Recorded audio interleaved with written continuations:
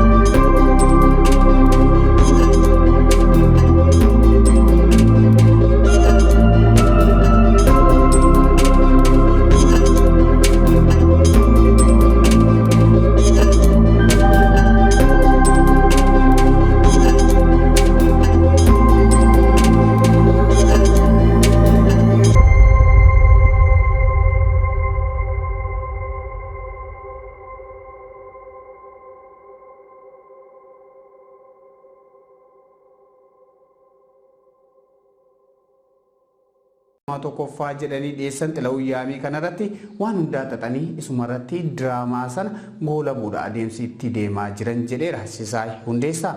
Gama mana murtiinis manni murtii dhimmicha harkaa qabu walaba ta'ee dhimmicha ilaalaa jira amantaa jedhu maatiin akka hin qabne dubbateera. Bakki guuteera jedhamee maatiin dhaddacha irraa dhorkuu dabalatee akka namni dhugaa isaa gaafachuu irraa duubatti deebi'u akka namni sodaatu waan hedduutu godhamaa ture jechuun dubbateera. Namni osoo ijji kee ilaalu diraamaa sirratti hojjechuu manna dhiifameera hafeera jedhamu wayyaa kan jedhu Sisaay manni murtii harka keessaa haa baafatu. Kana jechuun manni murtii guutumatti dhimmicha gatee haa ba'u jechuu osoo hin taane tapha siyaasaa kana keessaa harka haa baafatu. Dhimmi isaa qaama walaba ta'ee yakki tokko tokkoon erga qoratamee booda manni murtiis walaba ta'ee akka ilaalu barbaanna jechuun BBCtti kan hime.